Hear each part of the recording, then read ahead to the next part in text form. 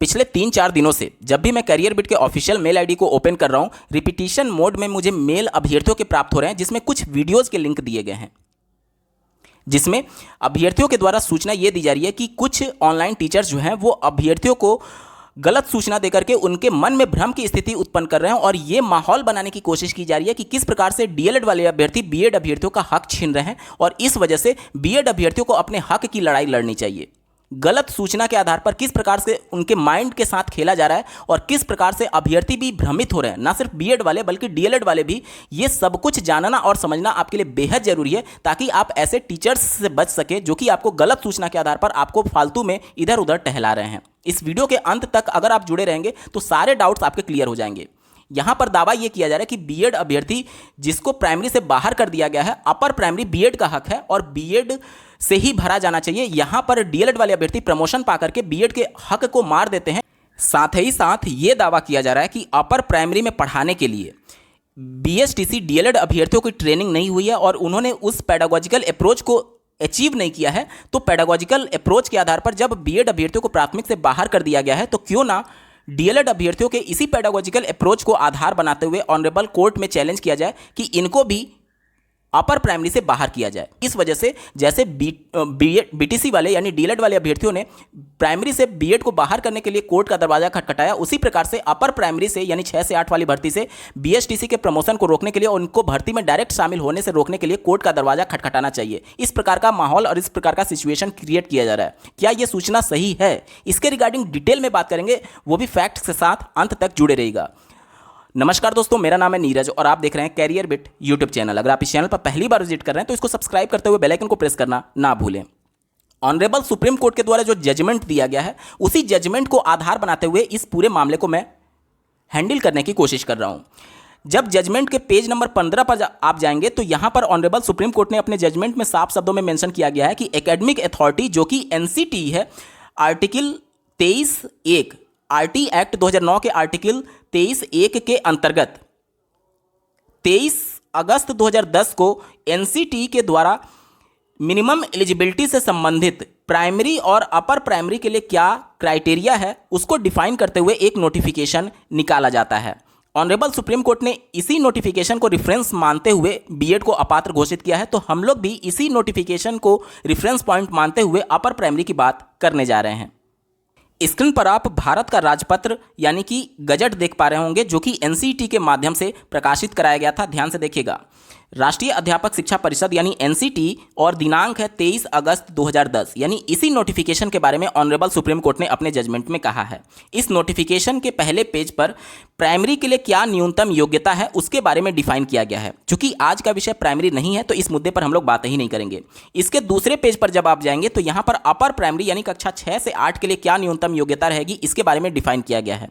सबसे पहले वाले पॉइंट क को अगर आप पढ़ते हैं तो यहाँ पर साफ शब्दों में आपको दिया गया है कि बीए और बीएससी यानी कि सीधे तौर पर आप ग्रेजुएशन समझ सकते हैं। ग्रेजुएशन के साथ अगर आपका 2 साल का डिप्लोमा है, चाहे जिस भी नाम से जाना जाता हो, आप इसे बीटीसी के भी नाम से जानते हैं, बीएसटीसी भी, डीएलएड भी, ईटीटी भी, जेबीटी भी, जिस भी नाम से जाना जाता हो, अगर आपने 2 साल का डिप्लोमा कोर्स कर रखा है प्रारंभिक शिक्षा में और आपका ग्रेजुएशन है तो आप अपर प्राइमरी के शिक्षक भर्ती के लिए पूरी तरीके से पात्र होते हैं।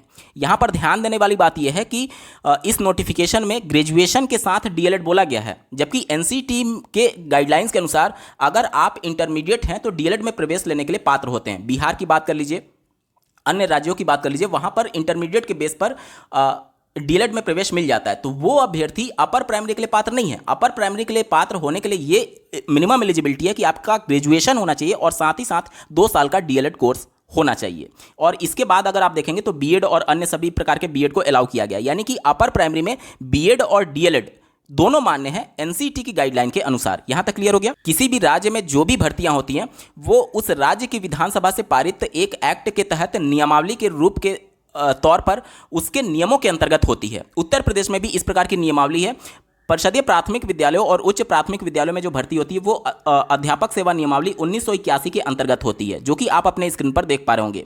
इस नियमावली के पेज नंबर 2 पर जब आप जाएंगे तो विभिन्न प्रकार के बेसिक स्कूल में जो अलग अलग पद हैं उसके लिए क्या यहाँ पर वर्ड्स यूज किए गए हैं, क्या उसके लिए टर्मिनोलॉजी यूज की गई है उसके बारे में सूचना दी गई है। यहाँ पर ध्यान से देखिएगा, ये वाला पॉइंट ध्यान से देखिए। सीनियर बेसिक स्कूल का तात्पर्य ऐसे बेसिक स्कूल से है जहां 6 से 8 तक की शिक्षा दी जाती है, यानी 6 से 8 अपर प्राइमरी की बात की जा रही है। तो इसको क्या बोला गया है इस नियमावली में, सीनियर बेसिक स्कूल बोला गया। ध्यान से देखिए, सीनियर बेसिक स्कूल। अब इसी नियमावली के पेज नंबर 3 पर जब आप जाएंगे तो यहाँ पर भाग 3 में ध्यान से देखिएगा, भाग 3 में भर्तियों के बारे में ये सूचना दी गई कि भर्ती का स्रोत क्या होगा, यानी कि कहाँ से हमें बच्चे प्राप्त होंगे इस भर्ती को कंप्लीट करने के लिए। ठीक है, चलिए इसी में जो वहाँ पर सीनियर बेसिक स्कूल की बात की गई थी अपर प्राइमरी के लिए, तो यहाँ पर ये वाला पॉइंट इनके लिए मेंशन किया गया है। ये वाला लाइन बहुत महत्वपूर्ण है, इस वाले लाइन में ध्यान से देखिएगा।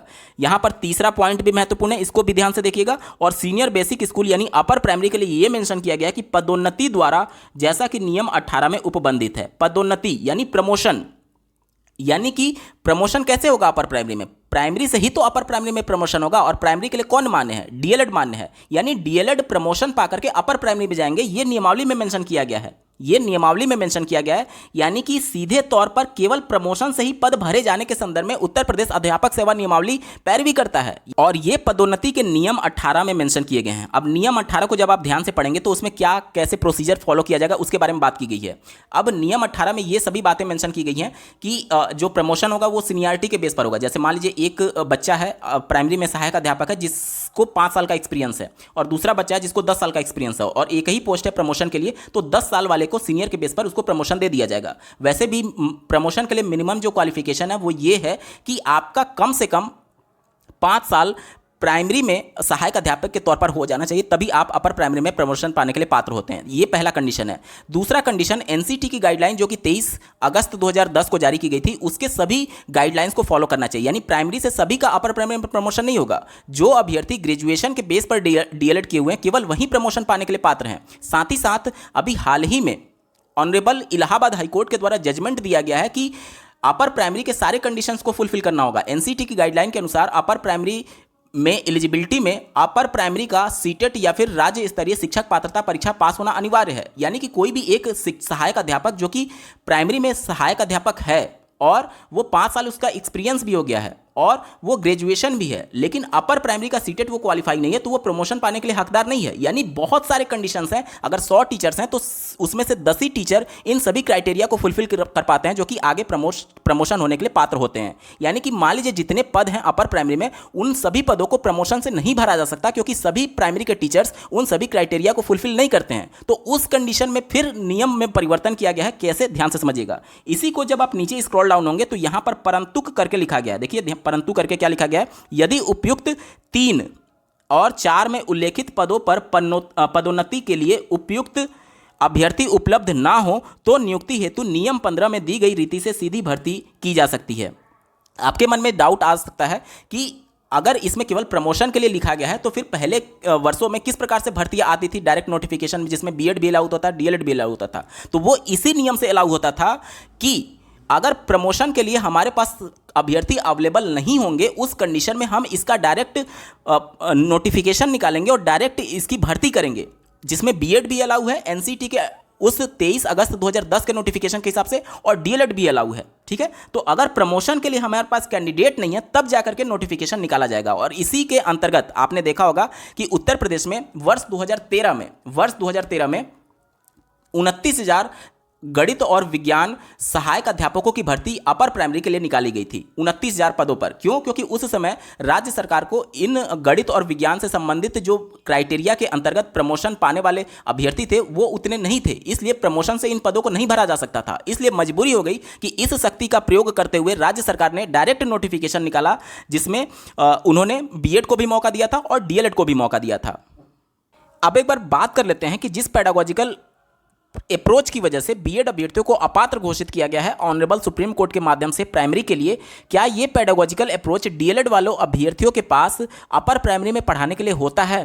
तो उत्तर प्रदेश में एससीईआरटी के द्वारा जो डीएलएड का गाइडलाइन जारी किया गया है, या फिर किसी भी राज्य में जो डीएलएड का गाइडलाइन जारी किया जाता है, वह पर्टिकुलर राज्य के डीएलएड में मिनिमम एलिजिबिलिटी क्या है उसके आधार पर जारी किया जाता है। जैसे कि अगर बिहार की बात करें जहां पर डीएलएड में प्रवेश इंटरमीडिएट के बेस पर होता है तो वहां पर परिस्थितियां अलग होंगी। उत्तर प्रदेश के परिप्रेक्ष्य में बात करें या फिर ऐसे राज्य जहां पर इंटरमीडिएट के बेस पर नहीं बल्कि ग्रेजुएशन के बेस पर डीएलएड में प्रवेश होता है, उसकी गाइडलाइन को अगर आप देखेंगे, उसके नोटिफिकेशन को देखेंगे तो उसमें साफ शब्दों में यह मेंशन किया गया है कि पहला, दूसरा, तीसरा और चौथे सेमेस्टर में पहले 3 सेमेस्टर जो होंगे वह बच्चे को प्राइमरी में यानी कक्षा 1 से 5 के लिए उसको ट्रेनिंग करनी होगी, इंटर्नशिप करनी होगी 1 महीने का प्रत्येक सेमेस्टर में। और चौथा सेमेस्टर जो होता है ये सेमेस्टर फुल्ली डेडिकेटेड होता है कक्षा 6 से 8 के लिए। इसमें उसको 6 से 8 के लिए ही ट्रेनिंग दी जाती है चौथे सेमेस्टर में। और इनका जो इंटर्नशिप होता है वो अपर प्राइमरी में लगाया जाता है पूरे 1 महीने के लिए 6 से 8 वाले विद्यालय में।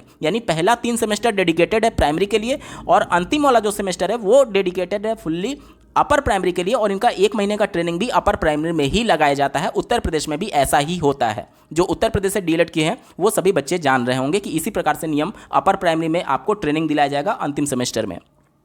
तो जो भी सोशल मीडिया साइट्स पर आपको खबरें दे रहे हैं वो पूरी तरीके से आपको भ्रमित कर रहे हैं, केवल गलत इंफॉर्मेशन देकर करके एक ऐसा माहौल बनाने की कोशिश की जा रही है ताकि ये साबित कर दिया जाए कि बीएड के साथ बहुत गलत हो रहा है। जबकि ये कुछ भी असंवैधानिक नहीं हो रहा है। जो कुछ भी चल रहा है वो सब कुछ संवैधानिक नियमों के अंतर्गत चल रहा है। जो भी ऑनरेबल सुप्रीम कोर्ट ने फैसला दिया है वो संविधान के नियमों के अंतर्गत दिया है, सभी गाइडलाइंस को ध्यान में रख करके दिया है। और बीएड अभ्यर्थियों को जहां तक अपर प्राइमरी में बात की जा रही है तो पहले हक जो है वो प्राइमरी से अपर प्राइमरी में प्रमोशन पाने का वो डीएलएड के पास है। और डीएलएड से अगर सीटें नहीं भर पा रही हैं तब भर्ती निकाल करके बीएड को भी मौका दिया जाएगा और डीएलएड को भी मौका दिया जाएगा। यानी पहला उसमें हक किसका है? पहला हक है डीएलएड का कि वो प्रमोशन पाएंगे और अगर सीटें बच जाती हैं तब जाकर के भर्ती निकाली जाएगी और उसमें बीएड को मौका दिया जाएगा। तो जो भी सूचना दी जा रही है वो पूरी तरीके से भ्रामक है और पूरी तरीके से गलत है। अब मैं समझता हूं कि आपके सारे डाउट्स क्लियर हो गए होंगे। बावजूद इसके अगर आपका कोई प्रश्न रह जाता है तो कमेंट के माध्यम से पूछ सकते हैं। इस वीडियो को देखने के लिए आपका बहुत बहुत धन्यवाद। भगवान करे आपका दिन शुभ हो।